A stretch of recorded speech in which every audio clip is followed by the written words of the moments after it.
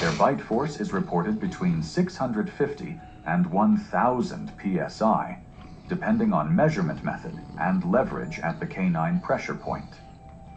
While lions are most active at night, territorial males have been documented charging in daylight when disturbed, especially when cubs or resting prides are approached too closely. The attack unfolded during the afternoon golden hour, when Delaney had convinced Samuel to drive off designated tourist routes, positioning their open-top Land Rover about 160 feet away from a pride of 5 lionesses, resting with their cubs under an acacia tree. Against Samuel's urgent protests, she exited the vehicle with her camera equipment, walking roughly 100 feet toward the pride to capture close-up shots. The lionesses watched with mild interest, but remained relaxed in the afternoon heat. Neither Delaney nor Samuel noticed the massive male lion concealed in tall trees about 130 feet to their left. The 400-pound predator had been resting when the vehicle's arrival disturbed his territory. As Delaney focused on positioning her camera for timed shots, the male lion rose silently and began his approach. His powerful frame moved through the golden grass with practiced stealth, closing the distance while Delaney adjusted her phone screen for the perfect angle. Samuel shouted warnings and began honking the horn frantically, but Delaney waved him off as she turned her back to position herself for a second. The lion reached striking distance and launched forward, closing the last 50 feet in 3 quick bounds, far too fast for her to react. His massive front paws struck Delaney between the shoulder blades with tremendous force, sending her crashing face first into the red earth. The lion's jaws immediately clamped down on the back of her neck, his 4-inch canine teeth penetrating deep into her cervical vertebrae. The crushing bite severed her spinal cord, paralyzing her from the neck down, while his powerful jaw muscles applied hydraulic pressure that fractured multiple vertebrae. Samuel drove the vehicle closer while throwing his water bottle and shouting, but the predator maintained his grip. Using his muscular hindquarters, the lion began dragging his prey toward the nearby thicket. Samuel grabbed his emergency flare and fired it toward the lion, the bright red projectile landing just about 10 feet away. The predator paused momentarily, but showed no intention of releasing his catch. The lion's jaws worked methodically, repositioning for a more secure hold, while crushing bone and tearing through muscle tissue. Over the next several minutes, the lion dragged Delaney's motionless form into dense brush, roughly 300 feet from the vehicle. Samuel continued his attempts at intervention, driving as close as vegetation allowed, while using his radio to call for emergency assistance. The predator's instincts drove him to secure his prey in cover before feeding, a behavior that made rescue impossible. The entire attack lasted approximately 7 minutes from initial contact to when the lion disappeared into thick cover. Delaney Brooks died from massive trauma to her cervical spine and subsequent blood loss. Her phone, dropped during the initial impact, contained her final photos of the moments before the attack. Park authorities launched an immediate investigation into the incident, focusing on possible violations of established field safety protocols, including the restriction against solo travel after dusk and unauthorized off-trail movement. The Kenya Wildlife Service implemented stricter enforcement measures for tourist and research activities, emphasizing communication and movement policies that had been overlooked. Delaney's family released statements calling for improved safety regulations, while her social media accounts were flooded with tributes from followers worldwide, though many also criticized the disregard for the very precautions designed to prevent such tragedies. While Delaney Brooks met her fate through Africa's King of Beasts in the Masai Mara, photographer Riley Thompson's quest for the perfect shot in Yellowstone would soon prove equally fatal. It was September 8th, 2017, in the remote backcountry of Yellowstone National Park, Wyoming, a vast 2.2 million acre wilderness where dense forests, alpine meadows, and steep drainages create ideal habitat for the largest predators in the lower 48. As autumn set in, grizzly bears entered hyperphagia, a frantic feeding phase before hibernation. Instead of salmon, Yellowstone grizzlies scoured the high country for whitebark pine nuts, berries, and carrion from elk and bison, a seasonal pattern that draws bears into predictable foraging zones and increases the risk of close encounters with humans who push too far. 31-year-old Riley Thompson had hiked 4 miles into restricted territory to a remote meadow, where bears gathered to feed heavily during peak hyperphagia. The award-winning wildlife photographer from Montana had built his reputation capturing intimate moments between predators and prey, but his recent divorce had driven him to increasingly reckless behavior. His portfolio featured close encounters with dangerous wildlife that had earned him recognition in National Geographic and Wildlife Photography magazine. Park Ranger Martinez had noted Riley's frequent permit applications for backcountry access, expressing concern about his pattern of pushing boundaries. Riley's portable camouflage blind, positioned just about 80 feet from a known feeding area, violated every park safety protocol regarding bear encounters. The North American grizzly bear is among the continent's most powerful land predators. Adult females often weigh over 350 pounds, while large males can exceed 700 during peak feeding season. Their shoulder hump drives explosive bursts of speed, reaching 35 miles per hour, and their 4-inch claws are capable of breaking bone with a single defensive swipe. Female grizzlies with cubs are especially aggressive, responding to any perceived intrusion with immediate force. The attack began when Riley had been photographing a 350-pound female grizzly and her 2 yearling cubs for over an hour. The family had been feeding peacefully in the shallow creek, with the mother methodically feeding on elk remains, while her cubs played nearby. Riley's telephoto lens captured intimate behavioral moments as morning light created perfect conditions for the dramatic wildlife images that defined his career. The situation deteriorated when one curious cub wandered toward his camouflage blind, drawn by unfamiliar scents that didn't belong in their natural environment. The mother bear immediately detected the human presence through her acute sense of smell, her posture shifting from relaxed foraging to high alert within seconds. Her ears flattened against her skull while her hackles rose, classic warning signs that Riley failed to recognize from inside his concealed position. The female grizzly began moving toward the blind, initially at a deliberate walk that quickly accelerated into a full charge. She closed the roughly 80-foot gap in just over 2 seconds, her massive swing hitting full speed almost instantly. 80 feet in 2 seconds. Her powerful fucked his ass all the way up. He gonna learn While today. her distinctive shoulder hump flexed with each stride. Riley heard the approaching footsteps and attempted to exit through the rear of his blind, but heavy camera equipment and tripod gear severely hampered his escape.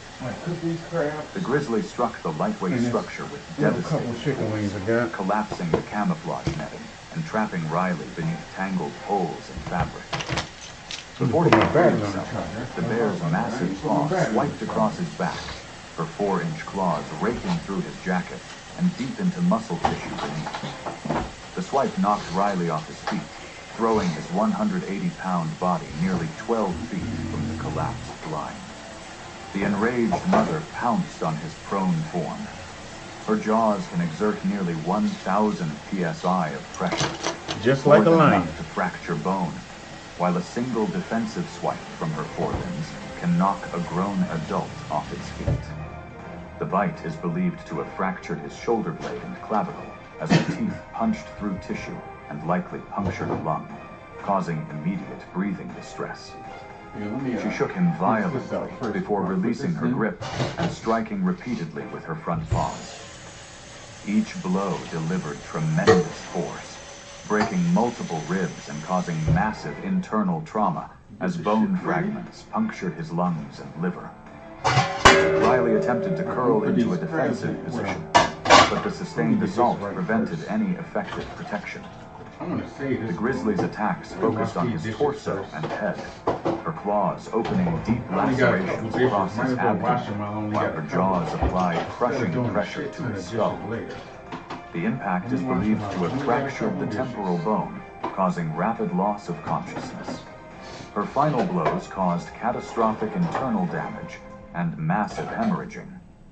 The mauling lasted approximately 8 minutes before the bear disengaged, having deemed the threat to her cubs neutralized. Riley Thompson died from multiple traumatic injuries, including severe head trauma, massive blood loss, and organ failure.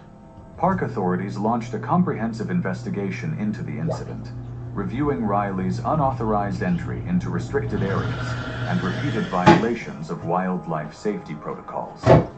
Because the attack was classified as a defensive response involving cub protection, wildlife officers did not initiate a bear euthanasia protocol. Instead, backcountry access to the area was temporarily closed, while rangers monitored the sow and her cubs from a distance to prevent further encounters. The National Park Service later issued new safety advisories for wildlife photographers, emphasizing minimum distance requirements and enforcement penalties for blind placements inside active feeding zones.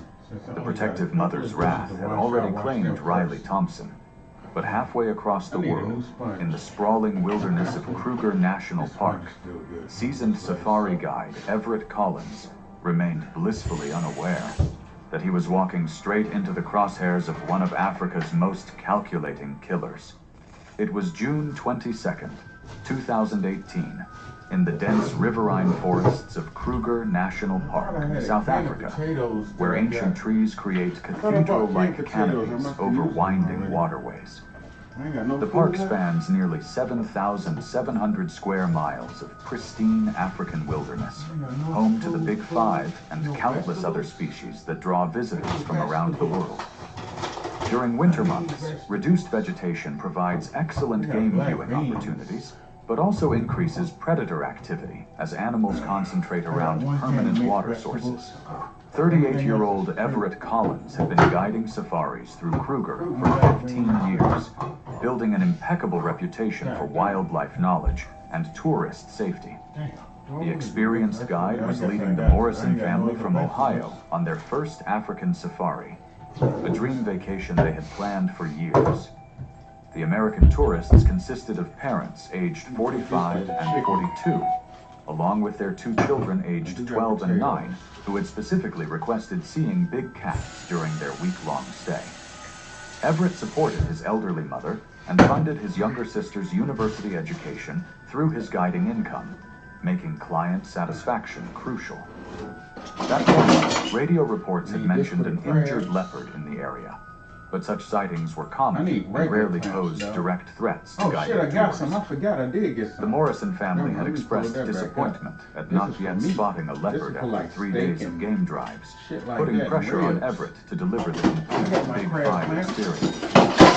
The African leopard stands as one of the continent's most elusive and dangerous predators, with males weighing up to 200 pounds and possessing incredible strength that allows them to drag prey twice their weight into trees.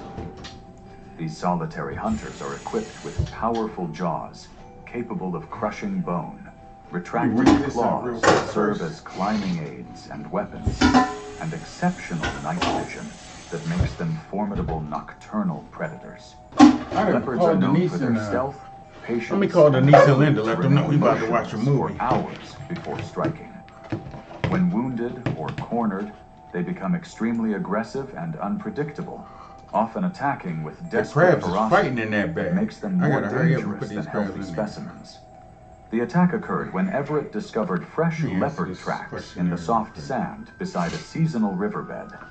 The tracks were large and deep, indicating a substantial male, but irregular spacing and occasional drag marks suggested the animal was injured.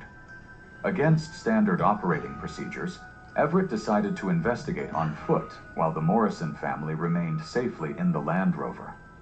He assured them the reconnaissance would be brief and grabbed his radio and emergency flare, leaving his rifle secured in the vehicle as park regulations required when tourists were present. The tracks led deeper into the forest, where massive sycamore and jackalberry trees created dense overhead cover. Everett followed the trail for a little over 600 feet, noting broken vegetation and occasional blood spots that confirmed his suspicions about the leopard's condition. The experienced guide moved carefully through the undergrowth, scanning for movement while listening for sounds that might indicate the cat's presence. The 140-pound male leopard had positioned himself roughly 20 feet above the game trail in the thick branches of a massive sycamore tree. His spotted coat blended perfectly with the dappled shadows, rendering him virtually invisible from ground level. The wounded predator had been tracking Everett's approach through scent and sound, waiting for the optimal moment to strike. As Everett paused to examine a particularly clear paw print, the leopard launched himself from the overhead branch in a calculated ambush. The predator's powerful hindquarters propelled him through the air in a controlled descent. Front claws extended and jaws open wide. Everett heard rustling leaves above and began looking up, but the leopard struck before he could react. The cat's full weight crashed down onto Everett's back and shoulders, driving him face first into the forest floor. The leopard's rear claws immediately began raking down Everett's back, shredding through his khaki shirt and deep into muscle tissue beneath. Simultaneously, the predator's jaws clamped down on the back of Everett's neck, sharp canine teeth penetrating the cervical vertebrae with crushing force. Everett attempted to roll over and dislodge his attacker, but the leopard's grip remained secure. The cat's powerful jaw muscles applied devastating pressure to the guide's neck, while his claws continued their destructive work on Everett's torso. The wounded leopard's desperation drove him to unusual aggression.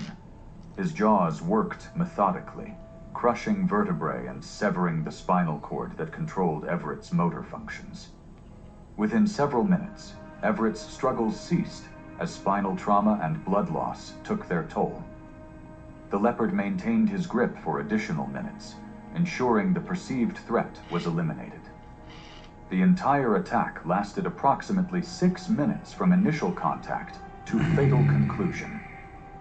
Everett Collins died from severe cervical trauma and exsanguination. Parks later confirmed that the leopard would not be euthanized, stating that the animal had reacted defensively due to injury and perceived threat, consistent with park policy for non-predatory attacks. A formal review was opened into protocol breaches after it was confirmed that Everett had left the vehicle to track an injured predator without an authorized rifle escort. The leopard's calculated strike claimed Everett Collins. Now at Tanzania's Gombe stream, researcher Caleb Warren would discover that sharing DNA with primates doesn't guarantee safety in their domain. It was August 14th, 2015, in the dense forests of Gombe Stream National Park, Tanzania, where towering mahogany and fig trees create a natural laboratory that has hosted decades of groundbreaking primatology research. The 52-square-kilometer park, established along the shores of Lake Tanganyika, serves as one of Africa's most important chimpanzee research sites.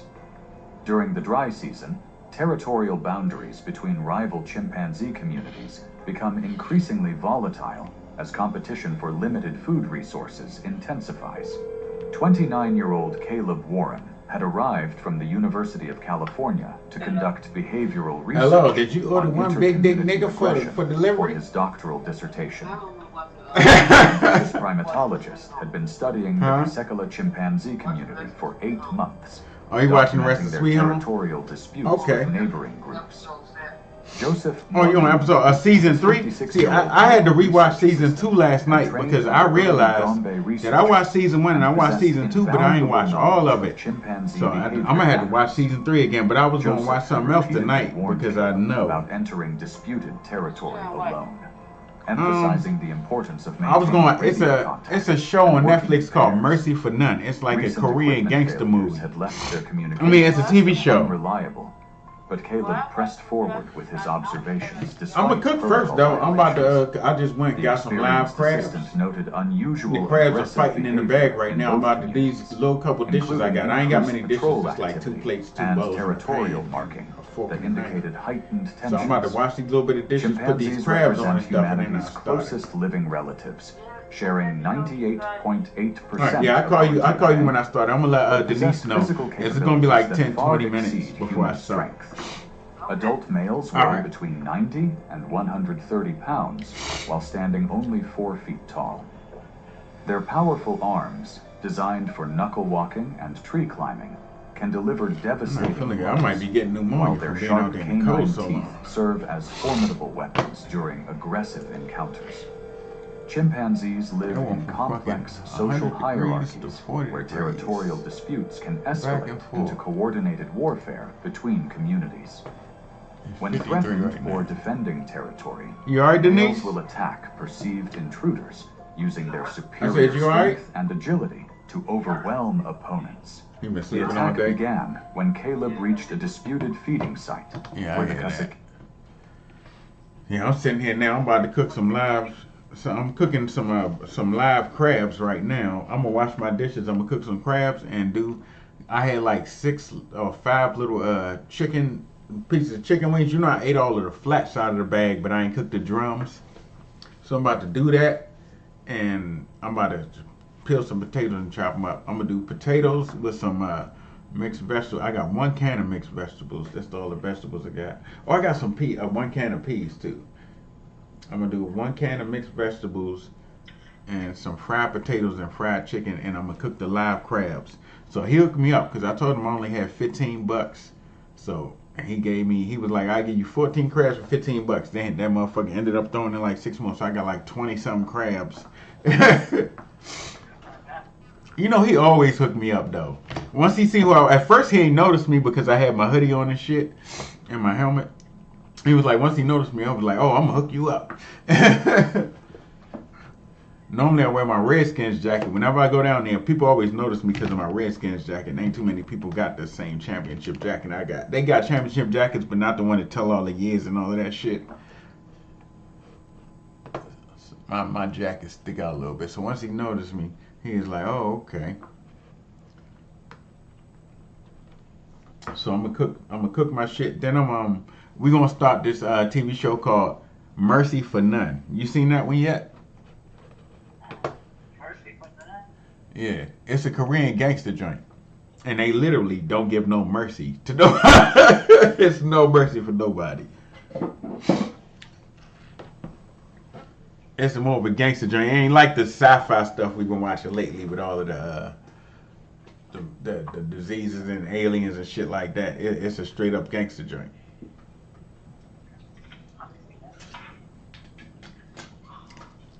I wish they had the Chinese joint, Young and Dangerous.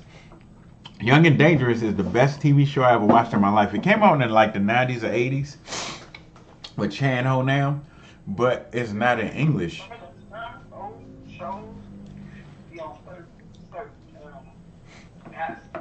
Yeah, but it was only in China. So I watched it on the bootleg site. Because remember, Cody used to have it. It was before Cody, wasn't it? That was before Cody came out. So I used to watch all of the Chinese shows. I used to download them off of BearShare or Kazaa or LimeWire or one of them. And that was when I was learning Chinese, when my girlfriend was from China. And I haven't found that's like the best gangster Chinese show I ever seen in my life. It's fucking Young and Dangerous, and it's not in English at all, period. Except it got subtitles. It got English subtitles, but it's not in English. And I know y'all don't be feeling like reading all that shit while you trying to relax.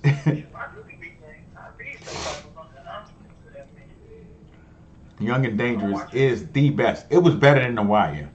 It was better than The Wire. I finished what's the name of it? Subtitles. I finished that. I went back and rewatched the episodes that I missed. So I fell asleep on in Russia. I watched that. Oh, what was the name of it? The with the rain, that rain show. Oh, The Rain, yeah. Okay. Oh, you watched it with the subtitles instead of in English? That one in English, but you watched it with the subtitles in German? Yeah, I always watch stuff with subtitles. I like subtitles. I honestly, I like that shit too. The only reason I watch shit in English is because I be watching with other people. If I'm not watching with somebody else, I read the subtitles. It's better when you read the subtitles than when you put it in English. They change the words in English. Yeah, the words don't make sense. Yeah, sometimes it don't make sense, or they saying something, and they saying something completely different. And since I speak the language, like, you know, that's not what this motherfucker said. But when it's in subtitles, they directly translate it.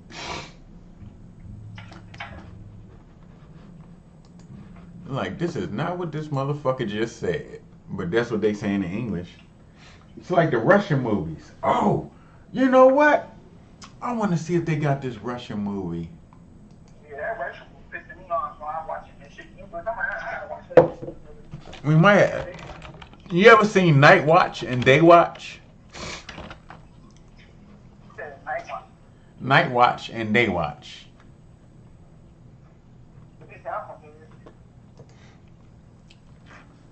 So it's a Russian joint. It's real good.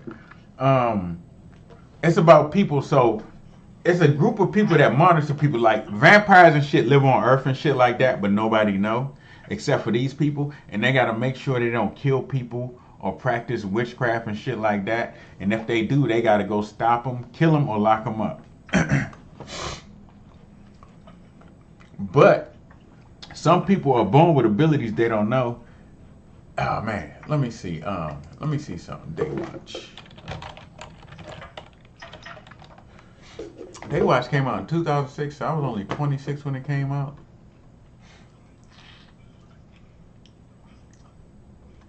Okay, Day Watch is the second one. Night Watch was before. Let me see.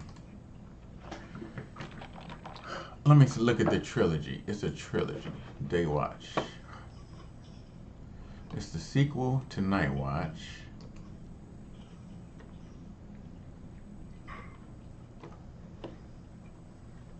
They was books first. That's when I first found out about it through a book. And they actually had a video game on PlayStation. It was actually a PlayStation. Was it PlayStation 1? I think it was it PlayStation 1 or 2? They had a video game. Even though people in America didn't know about the movie too hard, they had a video game. Yeah, Day Watch came out in 2004. So Day Watch is the first one. We got to watch them in order. So it's Day Watch, then Night Watch, and then what was the third one? It's 3 different movies. It's not shows, it's movies.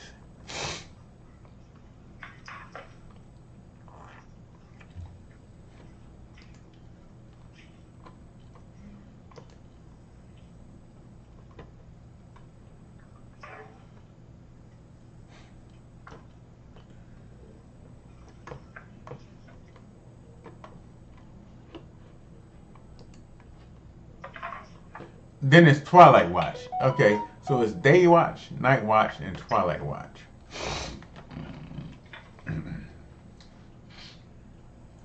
But the dude that made it, oh, you remember that movie Wanted with Angelina Jolie and Morgan Freeman in them? The dude that made these movies made that. It's a Russian dude, but he speaks English and Russian. He actually didn't put the last movie in English because he made Wanted with Angelina Jolie in 2008. That's what it was. So it's 3 movies, but he did not put it in English.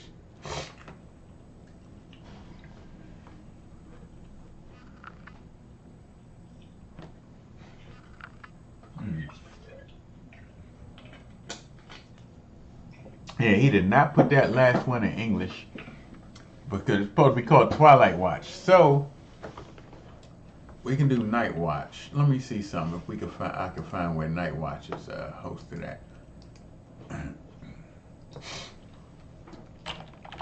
That'll be good. We'll do that instead of the WitcherCon because we're gonna be watching WitcherCon for a while. So it's Night Watch. It's on here too. Sweet.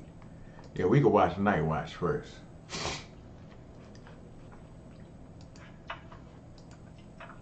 Let me wash these dishes. My crabs are in the bag fighting. They gonna be dead as shit by the time I start cooking them. Well, they ain't gonna be dead. It was cold as shit outside. You know, I went to deliver some food, and I was outside for like 2 or 3 hours earlier before I just went out to get the crabs. And they gave me some free soda. So Taco Bell said I never got to pay for soda at Taco Bell again because I delivered for them so much, right? I drank all my soda and I had ice in my bag for like 3 hours and the ice never melted. That's how cold it is outside. It's cold as a motherfucker. It's so cold my ice ain't melted after 3 hours. I came in here and my ice was still there. It wasn't even no water to drink from the bottom of the cup. That's crazy.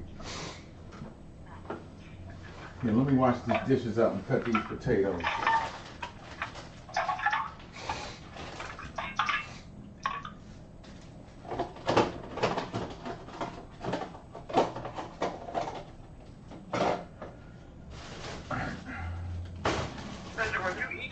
Huh? No, I ain't even eating yet. I just came back. I went down to the wharf. I meant to call you on the way, but it started raining again while I was going down to the wharf. So I tried to hurry up and get there and back.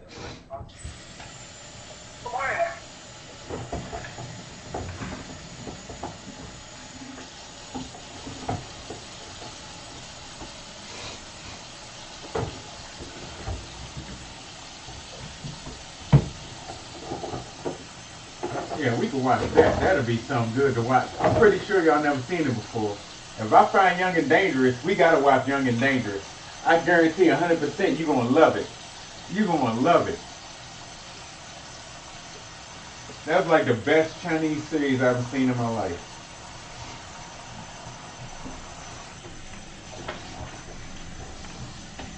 I wish they had it in English though, but hey, we can watch subtitles. Linda, I think Linda might watch it in subtitles. I think she did watch a couple things in subtitles. Let's see, I'll call her back. She told me to just call her when I start the stream.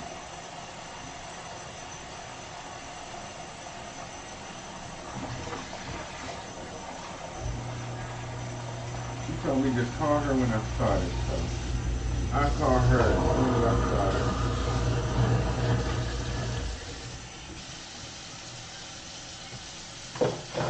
Put this food on.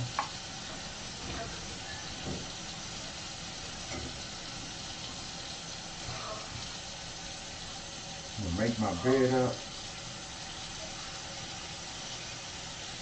Shit. Let me wash this first. Everything that goes here gotta get washed first. Use one of my old bowls to heat the butter up, garlic butter. Go to the bathroom. Why not? Come on. I agree.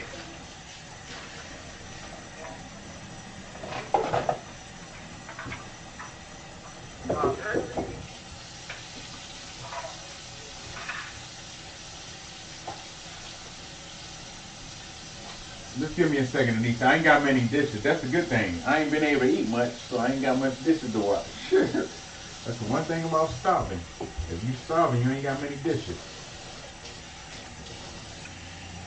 That's the one good thing about starving. You ain't got to worry about doing a bunch of goddamn dishes. Damn, I just dropped some out of the cabinet into the sink. What's that?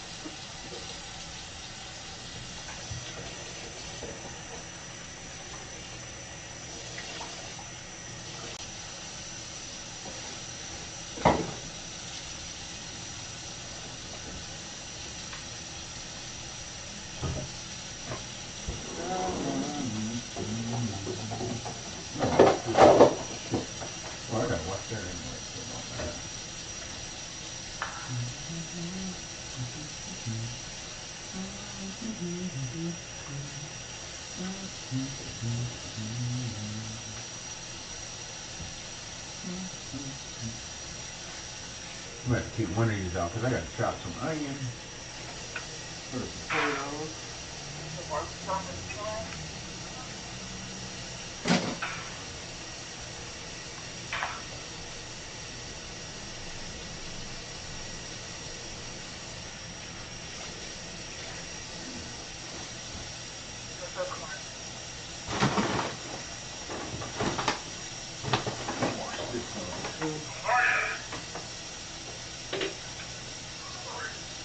Oh, somebody about to get an ass. Somebody sound like somebody about to get an ass whooping.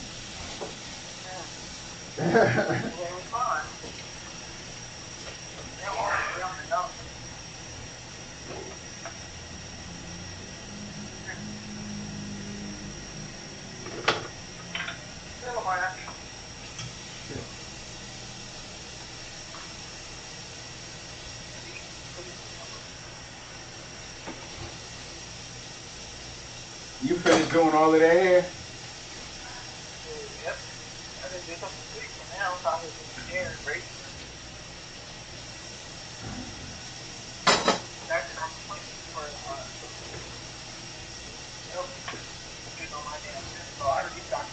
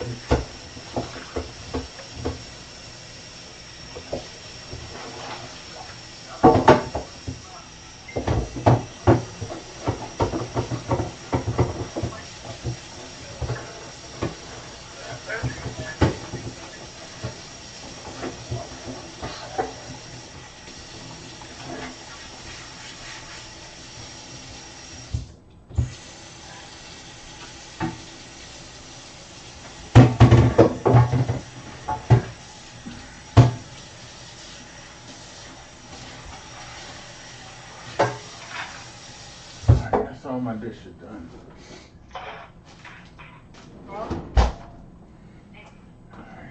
So what? No, I just finished all my dishes.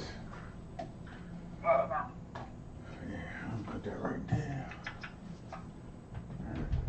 Yeah, I ain't have many dishes to do. It's just I like to thoroughly clean them when I do clean them.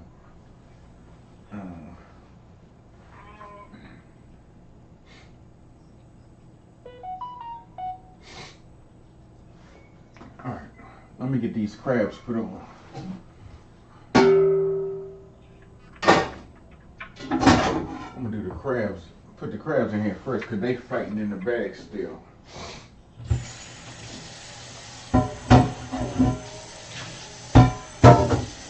First, I'm gonna put them in here and rinse them.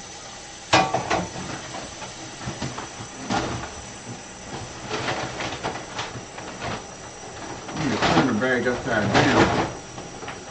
That's a lot out of motherfucking crabs. I don't feel like going one by one. Oh, and I got my crab seasoning from the wolf. Hold on.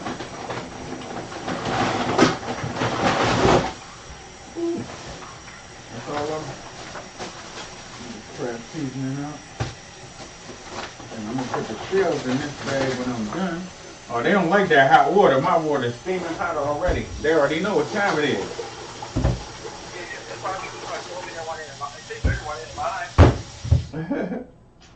Man, this water hot as shit. This shit a 3rd-degree burn just from getting your hand under it.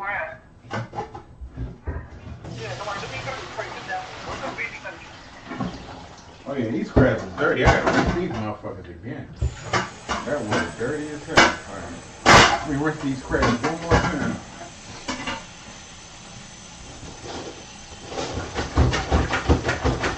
You got a little bit of heat. I know they don't like the heat, but they're gonna have to face it.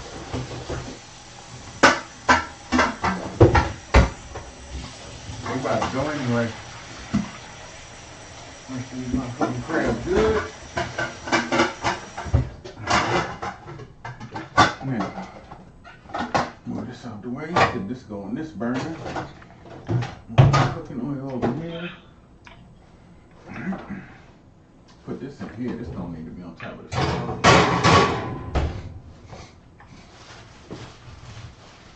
Alright.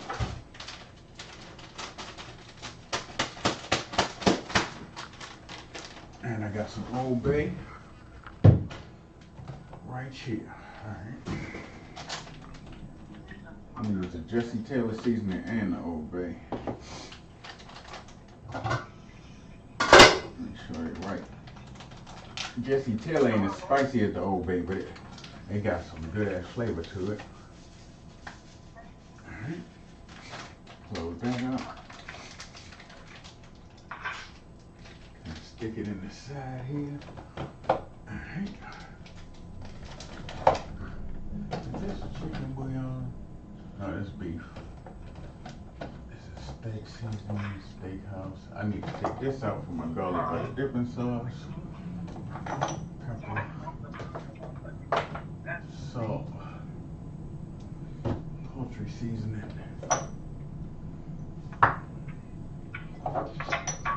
Chili powder. Still that's onion powder. That shit stuck to the thing.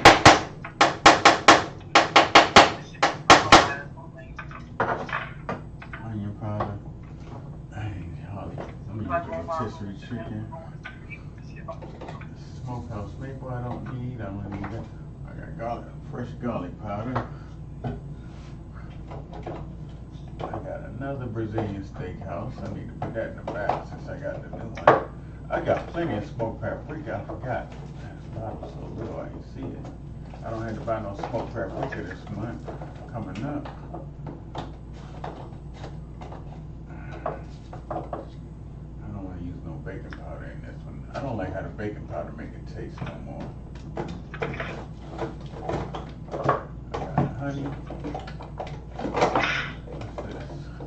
Chipotle roasted garlic and everything.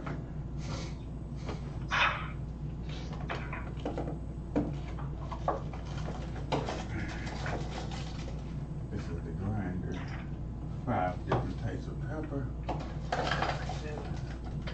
Seasoned salt. Why is my top not on my seasoned salt too tight? There ain't shit in there. I ain't used that much seasoned salt. What the fuck? Hey! Sorry, y'all told me to come eat. What you cook?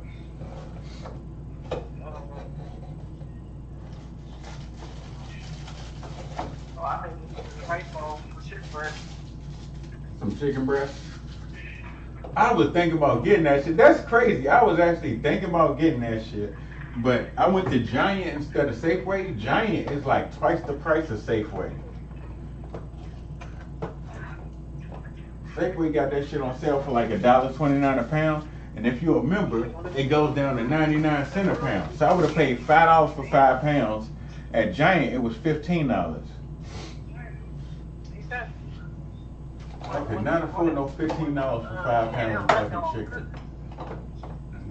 Not the breast. That's not how the world works.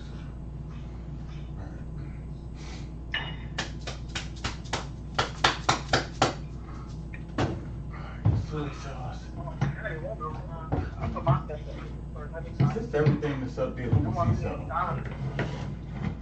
It's only these two things up here. I need a bottle for my soy sauce. I don't like using this big ass thing. Alright, so that's one seasoning on my crabs. Let me put this Old Bay on these crabs and put some water on here and get these things going. Alright. Where's Old Bay? She got a spoon. She got her own spoon. She got a little smart back spoon.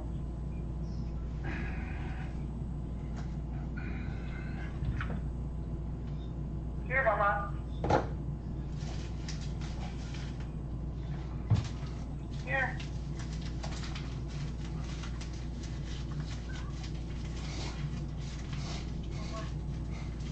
Got her own spoon.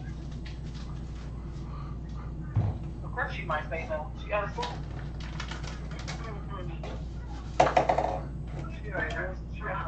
Montreal. Oh, I got the Montreal chicken. I gotta take that out. I just noticed that was Montreal chicken. I need that. I need it. Let me put this over here so I know that all of these seasonings go together with the seafood. This goes with the vegetables, and poultry, and beef. I don't need no. Oh, I will use a little bit of mild curry on the chicken.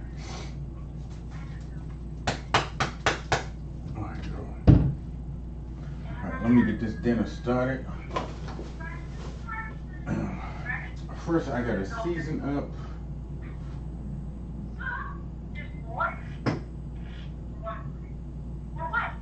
the chicken. And let me put some water on here so I can turn this on. These crabs are still fighting through the damn sauces. All that shit in their eyes, they burning all that shit.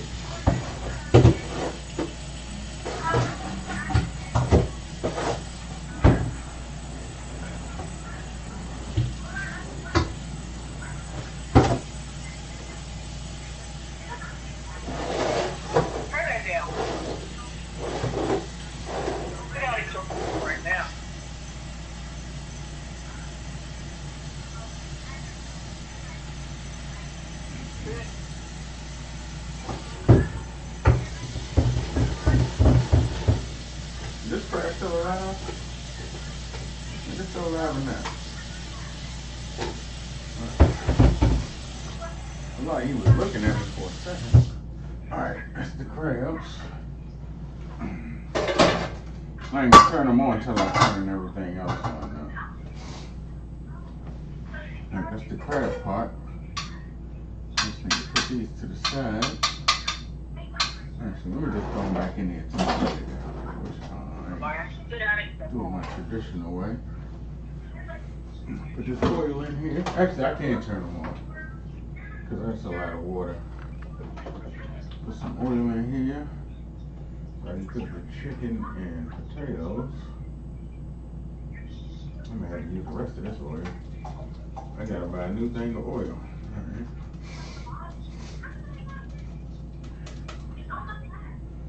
I might have to do a lot of potatoes.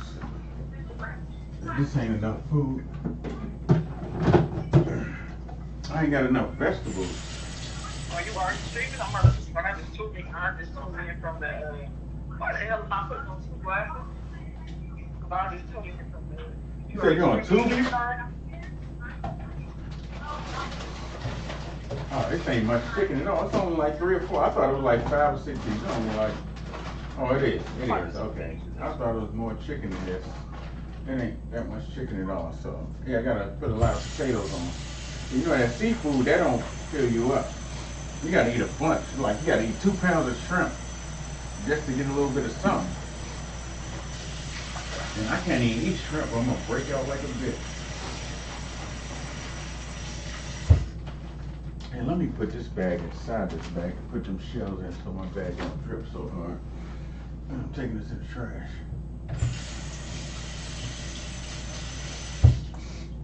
Alright. Let me season up this chicken real quick. And then I'm gonna cut the potatoes and start frying this shit. And I'll be ready to start the movie. Oh. Let me do the soy sauce on it first. You still there, Denise? Oh, she said, well, I don't know. I guess she on the screen. I'll let her know when I'm on the Discord. I think she hung up. She said something I ain't hear. Sorry, y'all. Sorry about that.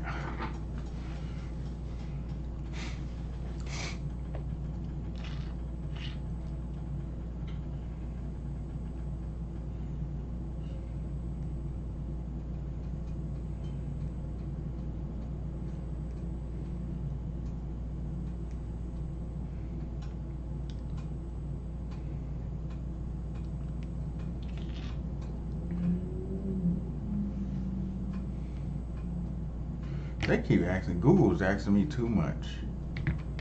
I ain't got time to answer all them goddamn questions. Alright, what was I watching on YouTube while I'm doing this? Gila community typically gathered. He positioned his observation equipment about 100 feet from the main feeding tree, maintaining what he considered a safe distance based on previous interactions. I don't have no. The situation escalated when several agitated Kasekala males arrived at the feeding area, already in a heightened state due to recent territorial conflicts. The alpha male, a powerful 120-pound chimpanzee called Titan by the research team, noticed Caleb's presence during his patrol of the disputed territory. In the animal's heightened state of aggression, the human researcher represented a potential threat to be investigated. Lemon pepper. Titan's distinctive pant hoots shifted to aggressive barks as he began moving toward Caleb's position, his hair standing erect to maximize his intimidating appearance. Caleb attempted to retreat slowly while maintaining visual contact with the approaching alpha male, following standard protocols for de-escalating chimpanzee encounters. However, his movement triggered an aggressive response from Titan, who interpreted the researcher's presence as a territorial invasion. Two additional adult males, drawn by their leader's aggressive displays, began moving toward Caleb's position from different angles. The attack began when Titan charged directly at Caleb, closing the roughly 100-foot distance in just a few seconds with explosive forward momentum. The alpha male struck Caleb in the chest with tremendous force, his muscular arms delivering a blow that knocked the researcher backward into a tree trunk. The impact stunned Caleb and prevented effective defensive action as he struggled to regain his footing. Before Caleb could recover, Titan pounced on his prone form, using his powerful hands to strike repeatedly at the researcher's head and face. The chimpanzee's sharp canine teeth inflicted deep puncture wounds on Caleb's scalp and neck, while his strong fingers gripped and twisted with devastating effect. The two additional males joined the assault, focusing their attacks on Caleb's arms and torso as he attempted to protect his vital areas. The coordinated attack targeted areas that chimpanzees instinctively focus on during aggressive encounters: the face, hands, and extremities. Titan's powerful grip caused severe facial trauma and lacerations, while the other males inflicted deep wounds on Caleb's arms and hands. The assault continued for approximately 4 minutes, with the chimpanzees maintaining their aggressive behavior until Caleb's movements ceased. Once he stopped moving, the males disengaged almost immediately, consistent with defensive chimpanzee behavior, where the goal is to neutralize a threat rather than kill. Caleb Warren died from severe head trauma, massive blood loss, and multiple lacerations caused by the sustained assault. Joseph discovered Caleb's body several hours later, when the researcher failed to return to base camp, and radio contact could not be established. Tanzanian authorities launched an investigation into the incident, reviewing safety protocols for researchers working in disputed chimpanzee territories.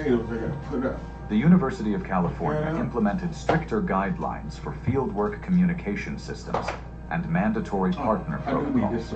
Authorities confirmed that no action would be taken against the chimpanzee community, as the incident was classified as a territorial defense response rather than an unprovoked attack.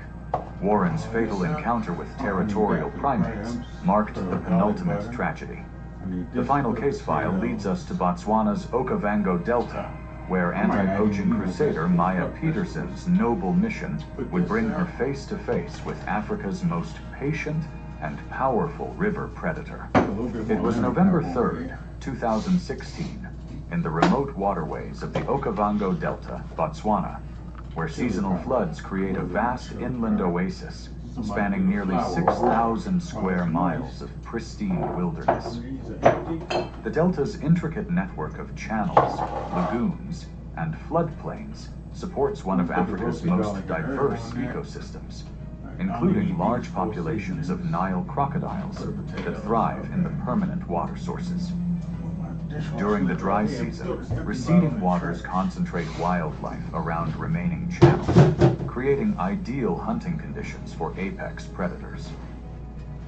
33-year-old Maya Peterson had previously led anti-poaching operations with the Kenya Wildlife Service before being seconded to a cross-border conservation task group operating in Botswana to combat the surge in rhino killings. Her team included David Mokoena, a 41-year-old local tracker with 20 years of experience navigating the waterways, and Sarah Chen, a 26-year-old junior conservationist who looked up to Maya as a mentor.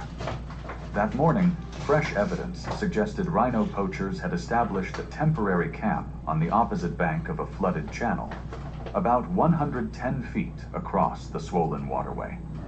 David had advised waiting for boat transport, but their radio equipment had malfunctioned during the night, preventing communication with headquarters. Maya made the decision to cross immediately, fearing the poachers would escape if they delayed. The team's inflatable boat had been damaged by thorns during their approach, leaving wading as the only option. The Nile crocodile stands as Africa's largest freshwater predator, with adult males reaching lengths of 20 feet and weights exceeding 1,500 pounds. These reptiles possess one of the most powerful bite forces in the animal kingdom, capable of exerting over 3,700 pounds of pressure per square inch through jaws lined with 68 sharp, conical teeth. Their muscular tails serve as both propulsion systems and devastating weapons, while their armored hide provides protection from most threats. Nile crocodiles are opportunistic ambush predators that typically hunt from concealed positions near water's edge, striking when prey ventures within range. When attacking, they employ their signature death roll technique, spinning rapidly in the water to disorient prey and cause maximum tissue damage. The attack occurred when Maya entered the murky water wearing her field gear, including boots and an equipment vest that restricted her movement. The channel bottom consisted of soft mud and decaying vegetation that made footing treacherous, while the current proved stronger than anticipated from shore observation. Maya had progressed a little over 60 feet into the crossing when she encountered deeper water that required swimming rather than wading. A 16-foot Nile crocodile had been resting near a fallen tree trunk, about 100 feet downstream from the crossing point. The large predator detected the unusual splashing and movement in his territory, reacting to disturbance as a potential feeding opportunity. The crocodile began moving upstream along the channel bottom, using the muddy water for concealment as he approached the crossing area. The attack came as Maya struggled against the current in the deepest part of the channel. The crocodile approached from her left side, his massive form barely visible beneath the murky water until the moment of contact. His powerful tail provided propulsion, while his streamlined body moved through the water with surprising speed for such a large predator. The crocodile's jaws clamped down on Maya's torso just below her equipment vest. The crushing force broke multiple ribs and likely punctured a lung, allowing only a strained gasp before the predator rolled violently, initiating a rapid series of death rolls. Instead of a single prolonged spin, the crocodile executed multiple fast rotations in succession, a brutal, instinctive method meant to rip and disable rather than subdue. Maya's vest straps caught in the crocodile's teeth and body during the rolls, preventing her from breaking free or getting her head above water. She lost consciousness within moments. The rolling continued briefly, even after she stopped resisting, causing additional trauma as broken ribs drove into her organs and rapid blood loss set in. Dang. David and Sarah attempted to reach Maya from the shoreline, throwing branches and shouting, but the crocodile showed no intention of releasing his prey. After completing multiple death rolls, the crocodile dragged Maya's motionless form toward the riverbank, where he could feed undisturbed. The entire attack lasted approximately 3 minutes from initial contact to when Maya disappeared beneath the surface. Motherfuckers get rid of you quicker than Maya a lion. Peterson died from massive internal trauma, drowning, and blood loss. Damn. David and Sarah immediately began emergency procedures, but their damaged radio equipment prevented immediate rescue coordination. Botswana wildlife authorities launched an investigation into the incident, reviewing safety protocols for anti-poaching operations in crocodile-inhabited waters. The international conservation community mourned Maya's loss, while her family established a foundation promoting wildlife protection officer safety. Officials confirmed that no action would be taken against the crocodile, noting that it had acted on predatory instinct in a known high-risk channel. That's why I don't understand why they put animals down when they just doing what they're not supposed to do. It's the human that did the fucking dumb shit. Waters. These 5 cases serve as stark reminders that wildlife remains unpredictable, and even experienced professionals can fall victim to nature's most dangerous predators. Thanks for watching. Shit. Want to watch more? Click on your screen now. Want to watch more? Tell your mom to get naked. Alright,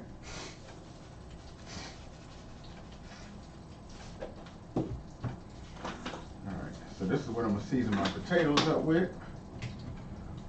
Alright, so I got my potato seasoning ready. Let me put that over here on the corner, because I still have to make, well, I'm going to keep the salt and pepper out because I already know. Just in case. I gotta make my garlic butter dipping sauce with that.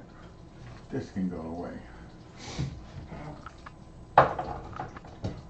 Yeah, I'm not going to eat no vegetables tonight. Fuck that shit. Fuck a vegetable. I need to save that for tomorrow in case I don't get no more food. Just in case something happens, if I get a flat tire or something and I ain't got no food at all. That's gonna be my last resort. Alright. Let me wipe my cutting board down real quick. Too many crumbs and shit on it.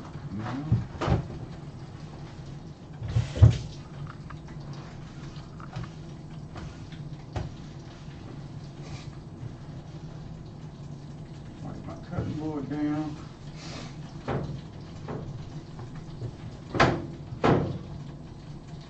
Chop these potatoes up and throw them in with the chicken. I might need a better knife than this to chop the potatoes up.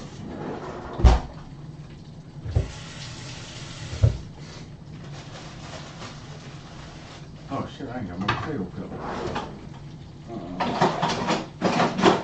Where the hell is my potato peeler?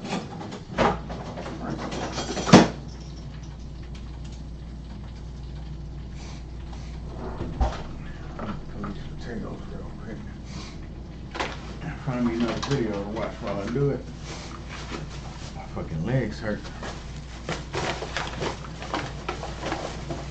Ooh, my legs hurt.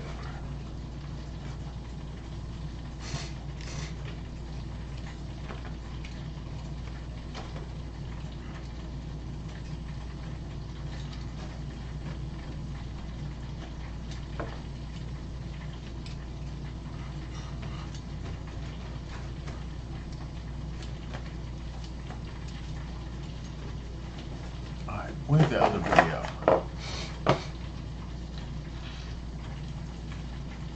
Yes. And to your understanding, were he and his wife separated? Yes. And do you recall what her name was? Yes. What is her name? Zaria. Now, did they have any children? Yes. How many? One. And what was that fellow's name? Kingston. And do you recall back in 2021, early 2022, how old Kingston was? 5. Now, you said that you had one child, Aaliyah. Is Brandon Aaliyah's father? No. Did you have Aaliyah before you were in a relationship with Brandon? Yes. Now, I'm going to take you back to January of 2022. At that point in time, about how long had you and the defendant, Mr. Isabel, been dating? Can you repeat that? Okay. Back in January of 2022, were you still dating Mr. Isabel? We were on and off dating. And about how long had you been in a relationship, whether it was off or on? 6 months.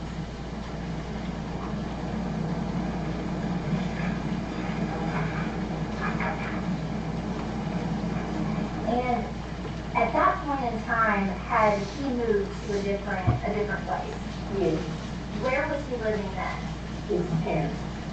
Did they also live in Florida? Yes. And were they in a house or an apartment? No. Now, did you know someone by the name of Danielle Boyle? Yes. How did you know Danielle? Through Brandon. Did Danielle also work with you guys at FedEx? Yes. And did you become aware that the defendant and Danielle had a sexual relationship at some point? Yes.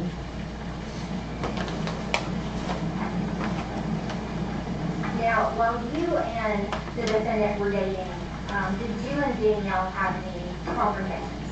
Yes. And when you say confrontations, what are you talking about? More so he say, she say, confrontation type thing. Are we talking physical confrontation? No. Are we talking verbal confrontation? Yes. Did those happen face to face? No. How would those happen? Through, like, someone would say something, bring the gate to me, she would say, I would say something, then say that. And would some of this stuff occur like over text messages? Yes. Now, did you become aware during that time period that you were dating the defendant, that Danielle was pregnant? Yes. And what did the defendant tell you about Danielle as far as the paternity of her baby? He wasn't sure if the baby was his or not. Did he tell you that there was a possibility it was his? Yes.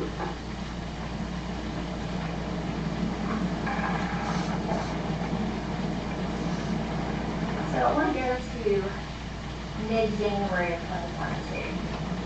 What was the status of your relationship with the defendant? We were broken up. Is that something that had occurred multiple times in your relationship?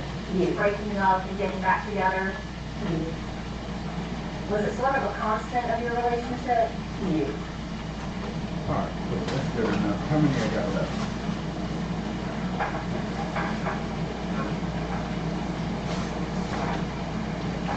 Did you and the defendant have nicknames for each other? Just in case I count for tomorrow. Probably no more food.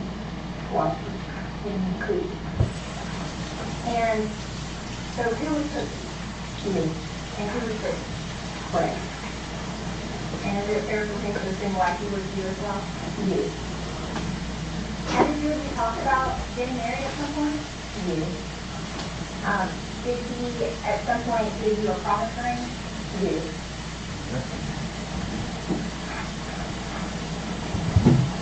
Always gotta have it just in case.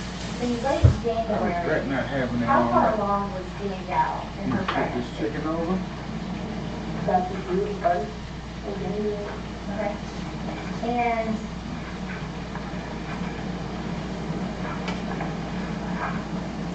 during that time period, how would you describe your relationship with the defendant? Can you picture? During that time period, late January, how would you describe your relationship with Mr. Isabel? Was everything great? Were you guys filmed in your break up, get back together? Just describe to the jury what the status was. Yeah, breaking up was in there together.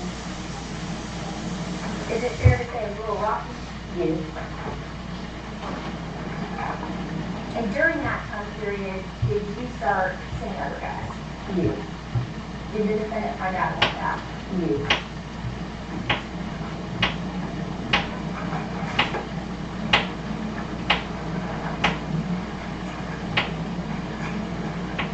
Now, how did you feel about the defendant possibly having another child? I wasn't too firm, but wasn't sure about continuing the date.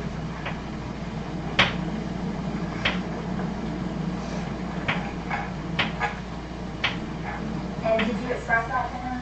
Yes. Did the two of you text pretty frequently? Yes.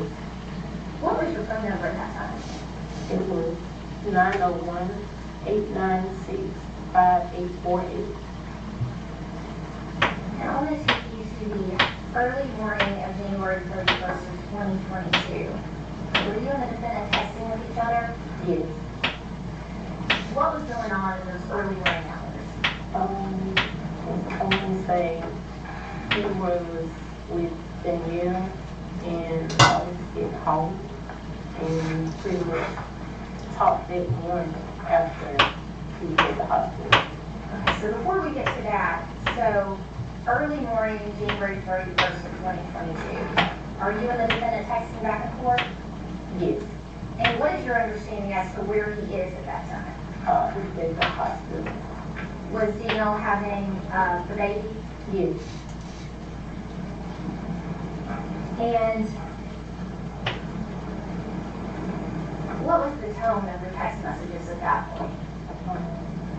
Pretty much more so me being upset and him being upset and pretty much we being over. Oh shit, I forgot to put the seatbelt on. I'm sorry, I'm I having a roll little them in bit the of seatbelt now. Shit. Forgot to roll the seasoning.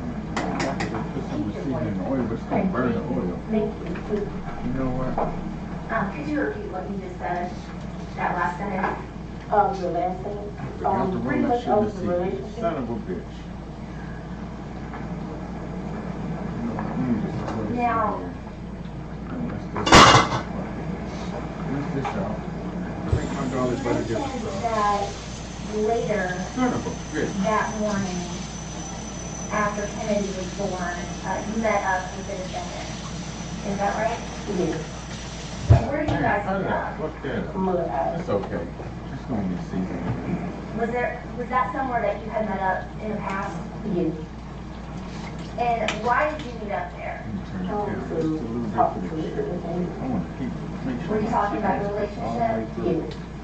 At that I point, did want it anything to get just be resolved? browned No. and not cooked. That's not how Did it's you gonna work want for me. Yeah, I The know that. defendant I like my to shit get a cooked all the paternity way test through. on Kennedy? Yes. And did you actually end up Yeah, buying she the cooked. paternity test for him? Yes. And where did you buy that? Wow. And did you get that paternity test to the defendant? Yes. Where did you take it? Well, I took it to him at the hospital. Make my garlic butter dipping sauce. Now, I'm going to take you to the night of February 1st of 2022. Quarter stick, half a stick, whole stick. Where were you at the beginning of that? Beginning of that evening, I was at home. And is In that? case y'all don't know how to make your own garlic butter Roadhouse? dipping sauce, it's real simple. And what were you doing? Take 1 stick of butter, margarine, or if you like vegetable oil, Birthday, my birthday. be a little bit on the healthier side. Put that in there. Now, at the beginning of the Sprinkle. evening, did you have Aaliyah? Oh, that pepper Did you keep her the whole night? No, Where did you go? with her father. Cover her up? Yes. Sprinkle And just later that enough. night, did you Cover the end top of the up butter. going out? Yes.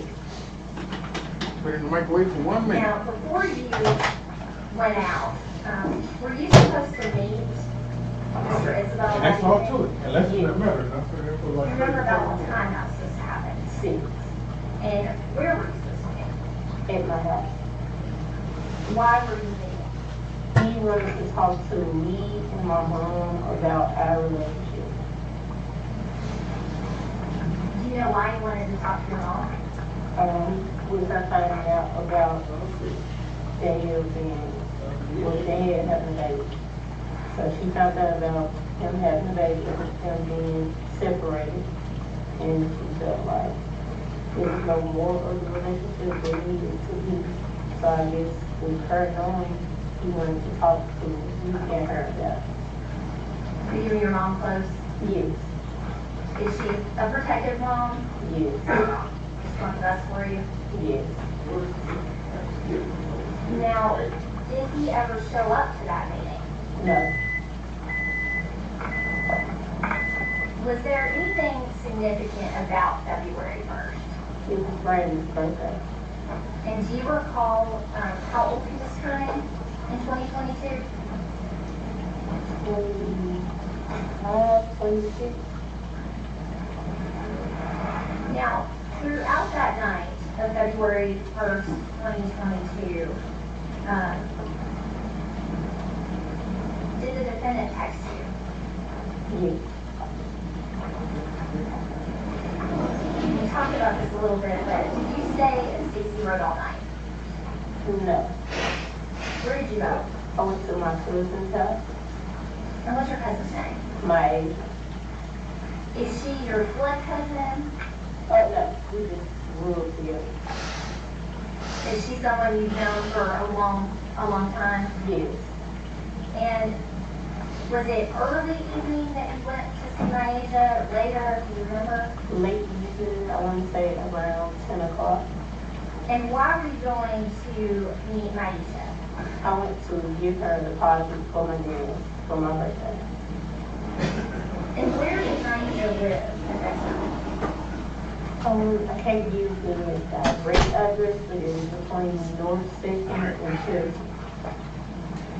And was she living in a house or apartment? Apartment.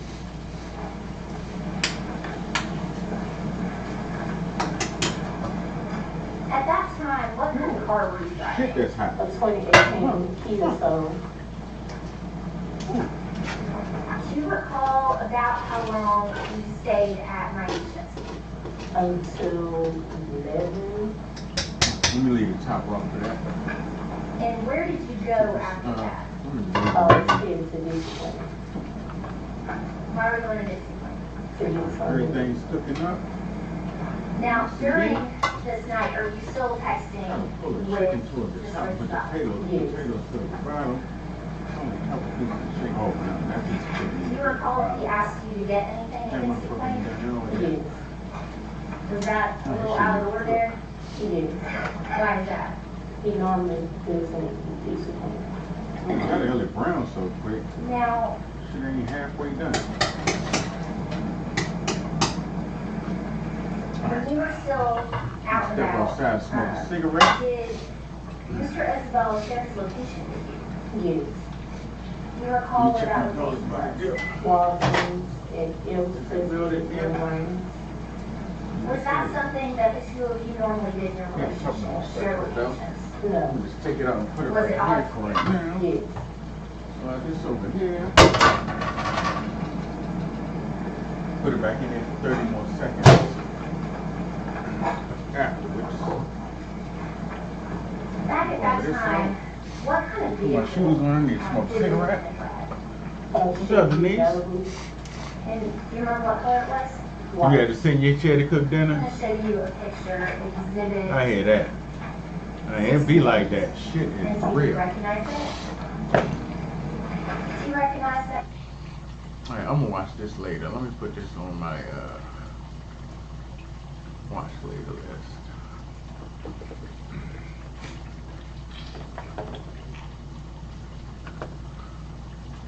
Oh, the Book of Eli is free on YouTube, but you gotta watch ads. Alright, give me a second. I'm gonna smoke a cigarette. When I come back in, we're gonna start that show. I mean, the movie I was telling you about. Denise, we're gonna start the movie. When I come back in, Linda told me to just call her when I'm starting it. So I'm gonna call Linda. let her know as soon as I come back in after smoking this cigarette. I'm gonna start the movie. And I'm gonna just cook while we're doing that. Yeah, Sergeant Jacoby. Well, I'm gonna finish up the cook. It should be almost done. My crab should be almost done. That's why I took the top off so some of the water come up off it. Do it like that. Let me turn my fan on too. So it just ain't a bunch of moisture building up in my lights. You signed, what's your assignment now? Filling response out. I had a rotisserie chicken seasoning. Let me get a cigarette. I like seasoning. Went up through my nose. 5 years. Had me sneezing earlier. I still feel like I need to blow my nose again. Yeah. You couldn't eat the food. That's how it be. When you cook, you don't be as hungry after you cook. Maybe you nibble a little bit. But trust me, in like an hour or two, your ass gonna be hungry.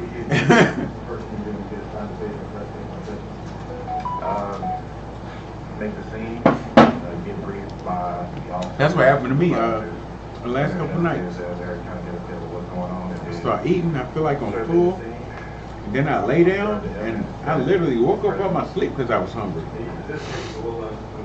That's what happened to me today. I woke up out of my sleep because I was hungry. Yeah, in this case, we have multiple scenes. Was at some point Brandon didn't know about this split? Yes. What did you do when you know this? Damn, I forgot what I was just about to do. What we typically do, kind of It's look 9:30. at the evidence and put everything together, and then obviously I might turn my burners off while I run outside though. I ain't gonna have my shit catch on fire. Let me just run out here. As soon as I come back in, I'm gonna turn them back on. Well, at this point, Fuck that shit. I ain't gonna burn my shit down like no fucking dumbass. The number one cause of house fires is unattended food. I'm not gonna walk outside while that shit is on. Just give me a second. Well, I could keep the crabs on just because I know. They don't even want to come back on while it's hot. Yes. Let me close this. And once you get my seasonings, that shit ain't gonna be good. He was taken to Let me just grab my jacket. Run outside, take a quick smoke, Got him in there, spoke to him. and get ready to start this up. He agreed to speak with me and my partner, Sergeant Winwood. Hold on. Put on man, here's the killer. Initially, he gave Her a daughter, story. 2022.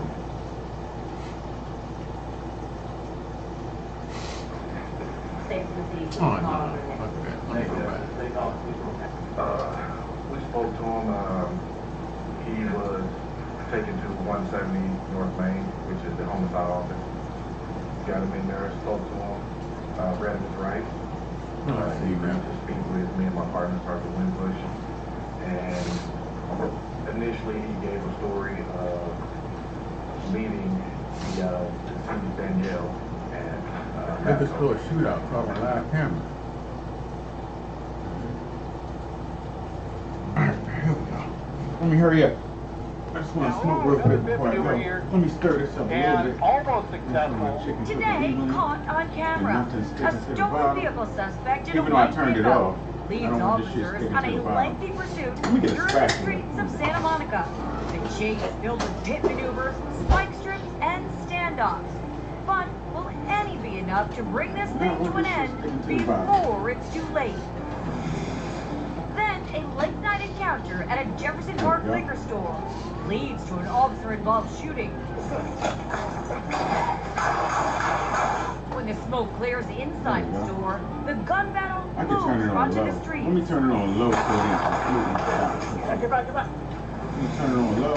With every I'm second take my counts, phone with and me so every I can watch decision this could be store life while or I'm death. outside. Watch these incidents unfold from KTLA's Eye in the Sky and the body cameras of those who risk it all.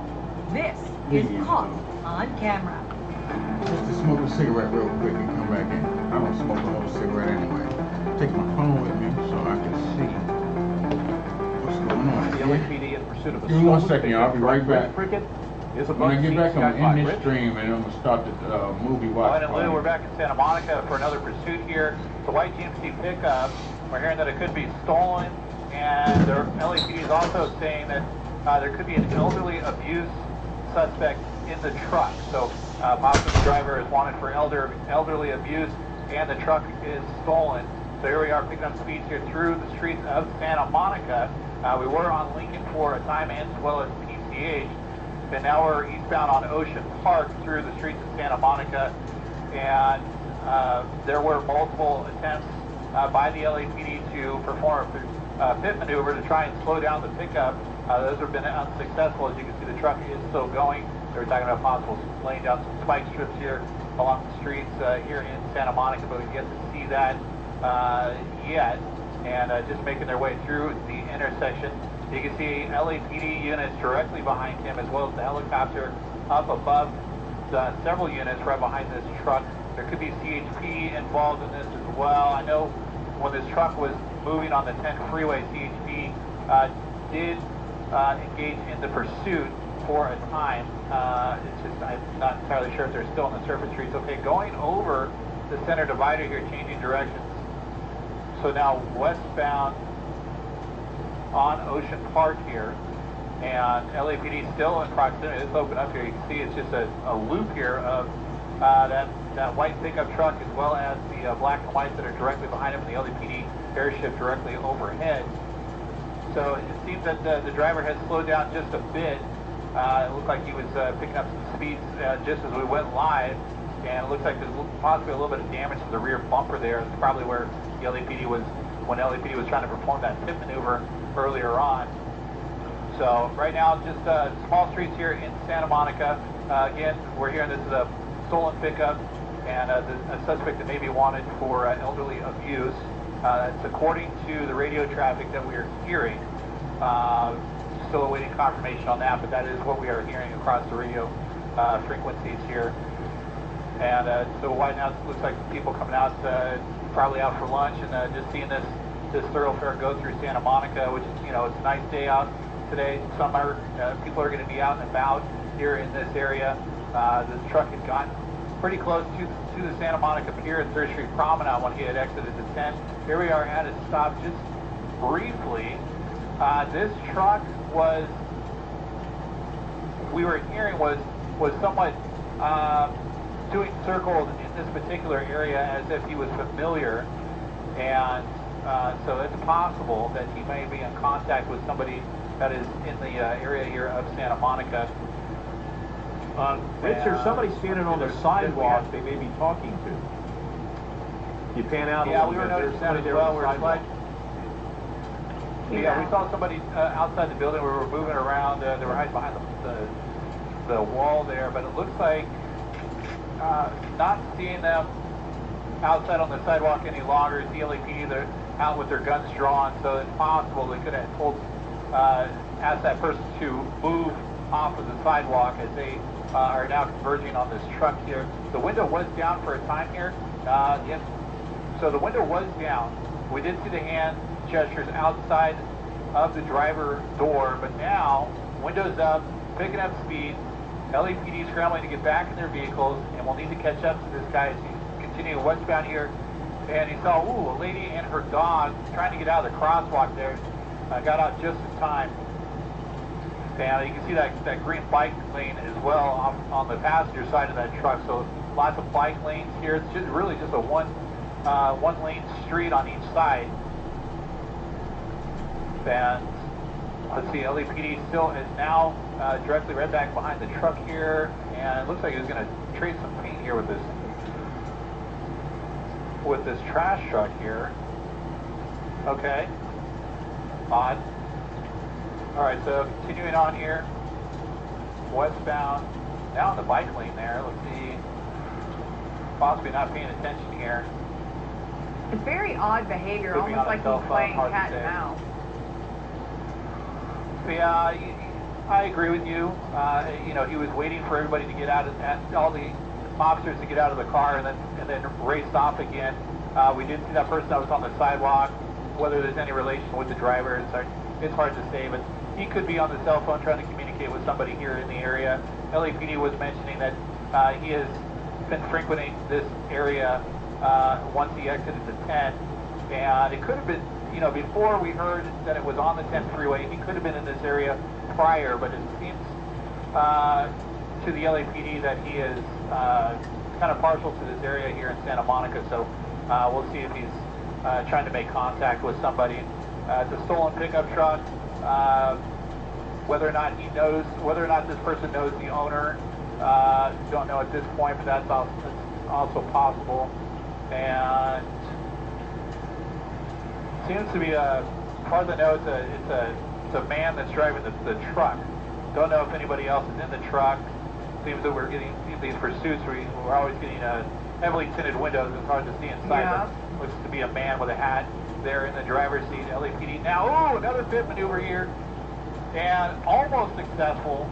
That looked to be the best effort yet by the LAPD to try and spin this heavy pickup truck. And he's now aware that they are trying to catch up once again to try and spin him around. So he is speeding up, and they will likely not give up on that pit effort here, but because this right here seems to be a fairly good spot to try and perform that pit. It doesn't look like there's many people out on the sidewalk, not a lot of cars parked on his side of the road, and light traffic. So let's see if they will try and get up there again. Okay, going to the end. Ooh, okay, so there was a spike strip there, if you saw. Briefly, he moved around the spike strip, so they tried to throw out a spike strip there in the intersection. He was able to avoid that. The driver is able to avoid that spike strip. But what is a spike strip? Sky 5 reporter and videographer Gil Davis explains. Spike strip try to bring an end to the pursuit. It basically punctures the tire of the pursuit vehicle and then rendering it flat. Therefore, the driver may not pull over or stop once that happens. A lot of times you'll see like LAPD try to coordinate spike strip attempt, and it's generally where a car is staying in the general area or the same area, maybe the same streets. It keeps coming around, maybe it keeps coming around the same block. They'll set up an officer ahead of the pursuit, anticipating them coming by that location, and then throw out those spike strips. Never heard anybody say that. You never heard the PSL? Alright, here we go. Entry of our 45 ACV, exit right here. Look like this, like spaghetti, into the second pumpkin. Yeah, okay, so turn out lane the second. here. 3, Come out to out the 3, intersection on the red bounced light. off of 4. So 45 ACV went through 1, Can you 2, give us the 3, Fall Streets bounced again off the now that 4. he's taken this And I bet turn? our bullet is right down there somewhere. Here we go. Yeah, Here's just our turned off an Ocean hollow Park point bullet across from there, but, 45 ACV. Look how mangled that is. Lincoln. Okay, so now we're on Yeah. Lincoln. We are northbound Lincoln from Ocean Park. Why? I just wanted to look at it. Go get it. So 22 is still in the lead. Moving up to our 44 Magnum. Shooting our revolver here. Here we go. It's our revolver and our pumpkins. Here we can see First big boy. Might get some splashback. another effort here. Let's see. It's our biggest entry. Big entry An right effort to here. get back on the Cracking. freeway? Like an interesting little mark down at the bottom Now, there. there's Huge they are exit. Look at that setting spaghetti up with something the up here wow. up ahead. Look at They can that. try and Into our disable the second, vehicle. into our So, third, just a few into our seconds out fourth. from So our bullet that went major through our intersection. fourth It looks like he's pumpkin going to and then turn just kind of prior whizzed to off of our them mid right here, trying to put out bounced off, another and went to no spike point. strip. So 44 Magnum is in And the so lead he's right turned now, around here, going now he's clean back on, through he's still on 4 Lincoln. pumpkins. Now Hitting he our stops crossbow is at going to beat any of our guns so far. I think it will go into the 5th. Into the 5th? You think it's going to go clean not through only 4? fit, but Yes, also that would make it spike tied strips for trying the to lead. disable the Alright, so pickup here we truck. go. Here's our They crossbow, started we with have our the bolt, fifth and maneuver, we got but our due to the fact big that broadhead there at the you know, end. a large And we'll see if this can beat pickup any of the truck guns that we shot so the, far. Hopefully I can like shoot to this go thing through the straight. spike strip Wow, I so they have can no idea try how and we would hit this disable the thing. tires I don't know if this and is, slow him we'll just down. have to see. There we go. Making a sharp turn here into a residential So weird area. because I have my ears in, so I just didn't even hear anything. Rich, I'm gonna So jump yeah, on this must be our entry, huh? Hit Oh. to the right. Okay, So sorry. It looked I like don't it even see our was, bolt. it looked like it was a dead Clean end. through 1, But he 2. went right Here's through the the butt of four-way it. stop. Into the Not third, even through far the out third, into a and yard into there, the but fourth. And I still don't on see the tip Surface of it Street here, here, so coming back out interesting. to So I guess we Small would say Major. we made it through 3 and into the 4th. So the Okay, crossbow is pretty similar gonna to continue all through our the guns so residential far. area. Let's move up. Again, we don't know Moving if up he's to our round of 50 AE. with somebody that's in Shooting it this with our neighborhood. Desert Eagle. Really excited for this one. This is our But first they round we thought shot. This maybe technically the not a driver hollow point, so was familiar. And Desert again, Eagle we don't know if is anybody else sneaky good, man. inside here, I'm but thinking stop maybe and go. I'm Not thinking 9, letting man. it back Really. towards the Yeah. freeway, Okay. take off again. Just staying in the, One of the cool things about this Desert Eagle, anytime you shoot a Desert Eagle, little fun fact is there's a bald eagle that will actually streak somewhere in the distance. They like they sense it simultaneously somehow. So It's like an American thing. He's Alright, on we're gonna get in the line. Cross here, okay, it's gonna cut through traffic here. Look pretty straight. Gonna hit with some He said the chunks, street okay? he's on right now is Okay, beautiful. survived. From Was our Ocean entry. Park. Nice big entry from the Desert Eagle. Yeah, Just kind of southbound moving along here, I'm course, now assuming. make another turn Went here. through That's gonna be westbound. 2, 3, LAPD still into our has several 4th, units out right the behind you. 4th, into the 5th, into number 6, out 6, into 7, out 7, We get into fairly 8, erratic wow, at this out point. 8, into We have 9, that out boys are back gonna and go, forth out behavior, 9, though, into 10, and out U-turns, 10, and into then the 11, window coming down and him 12, pumping his 13, fist. stop. It's sort of like he knows he's being watched, almost like this is fun for him. Alright, so we're moving up to our AR next. I'm excited to see how many pumpkins this one will go through. And a lot of you guys have been asking where you can get this shirt. And actually, you can get it, the link in bio, at yee.com. That's actually my brand, my family's brand. I run it with my 2 brothers right here on the Yee farm. That's actually my full-time job, is running a company called Yee Apparel. Yee, what is Yee? It's based on 3 core principles: faith, freedom, and the outdoors. Faith meaning we believe in the God of the Bible, that there is no other name under heaven by which men must be saved than Jesus Christ. I became a Christian in 2021, so that's super important to us. Freedom, meaning we support the founding principles that make this country what it is, that allow us to shoot guns on private property here in Texas.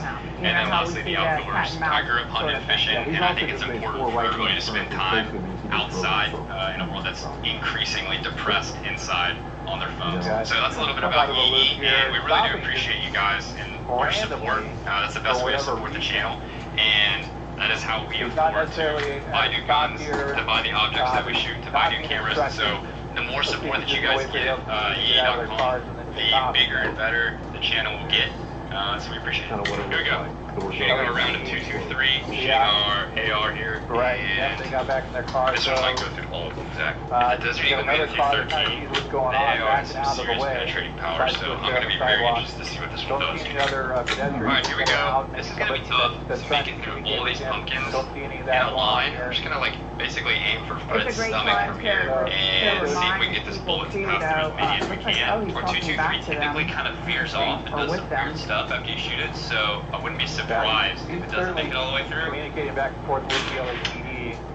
Alright, here's our entry from the 223, came right here on our pumpkin, and we rotated them all like 45 degrees so that we can clearly see an exit. So that's clearly our exit. Here's where it came in the second. Did come out the second on the lower quarter of this pumpkin. Crabs and chicken tonight. Crabs and Clearly chicken. right here, and I'm not seeing an exit out of our 3rd pumpkin. You can see that the 4th is completely clean. There you go. There's our entry into the 3rd pumpkin, and then, look, clearly came in here, and it just went straight down into the ground, I'm assuming. So that 223 just veers off in random directions, and so we're just going to move right up to the 308. And we're going to throw at it all of those pumpkins. That's really fascinating. We saw that also happen when we shot the pool. It into the 5th. So it either bounced off, glanced off, or it did enter into our 5th pumpkin, and it got stopped here regardless. We had a clean entry, and that thing just veered off. So Scar only made it through 5. So it started to curve upwards, and you can try and determine where they have the best. Alright, let me go ahead and end this stream. It's time to watch some TV. Alright, Denise, I'm going to call Linda and let her know I'm starting to watch party now. Through the center divider.